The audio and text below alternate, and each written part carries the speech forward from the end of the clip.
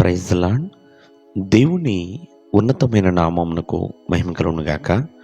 ప్రభువు నామమున మీ అందరికీ హృదయపూర్వక వందనాలు. ఈ ఉదయకాలము దేవుని వాక్యాన్ని విందాం. అపోస్తుల కార్యములు 7వ అధ్యాయము 10వ వచనము. దయను జ్ఞానమును ఐగుప్తు రాజు అయిన ఫరో ఎదుట అతనికి అనుగ్రహించినందున ఫరో ఐగుప్తునికును తన ఇంటి అంతటికిని అతనిని అధిపతిగా నియమించెను. ప్రేమినోళ్ళరా, ఇక్కడ దేవుని చేత దయ పొందినవాడు, జ్ఞానము పొందుకున్నవాడు మరి ఎవరతను అంటే భక్తుడైన యోసేపు అండి.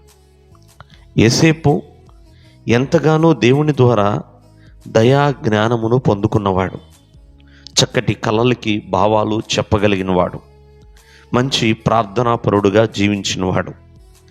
కాబట్టి అతను దేవుని ద్వారా దయా జ్ఞానమును పొందుకోగలిగాడంటే దేవుని ఎదుట అతను ఎలా నడుచుకున్నాడు? యథార్థవంతుడుగా నడుచుకున్నాడండి, పరిశుద్ధుడుగా నడుచుకున్నాడు.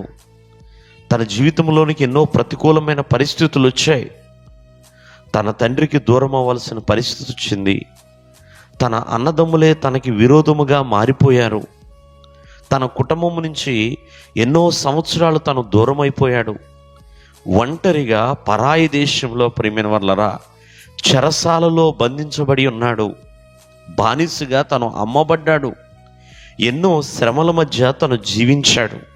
కానీ దేవుణ్ణి మాత్రము అతను విడిచిపెట్టలేదు. దేవుని ఎదుట యథార్థత, పరిశుద్ధత, ప్రార్థన తను వదలలేదు ప్రియమైన వాళ్ళారా. అందుకనే దేవుడు అతనికి తోడై ఉన్నాడండి.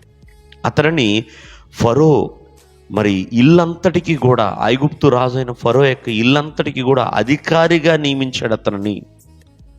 అతను పర్మిషన్ లేకుండా ఎవరు కూడా కాలైనా చెయ్యైనా ఎత్తకూడదు. అటువంటి అధికారాన్ని ఆనాడు ప్రియమైన వాళ్ళారా అధిపతి అయిన యోసేపుకు దేవుడు అనుగ్రహించాడు.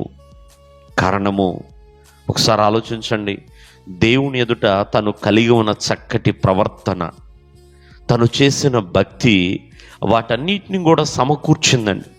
కావున ఈ ఉదయకాలమందు మీరు ఆలోచించండి. ప్రభు ఎదుట మనము కలిగి ఉన్న ప్రవర్తనను బట్టే దేవునికి ఎంతో నమ్మకస్తుడిగా ఉన్నాడు. చూడండి, ఐగుప్తు దేశం తనకు పరాయి దేశమే అయినా పోతీఫరు ఇంట్లో ఉన్నప్పుడు తను నమ్మకస్తుడిగా ఉన్నాడు. చెరసాలలో ఉన్నప్పుడు నమ్మకస్తుడిగా ఉన్నాడు. అలాగే ఐగుప్తు రాజు తనకి పని అప్పగించినప్పుడు కూడా నమ్మకస్తుడిగానే ఉన్నాడు. ఒక మాటలో చెప్పాలంటే నమ్మకస్తుడైన సేవకుడు యోసేపు. దేవుడు మిమ్మల్ని దీవించునుగాక. ఆమేన్.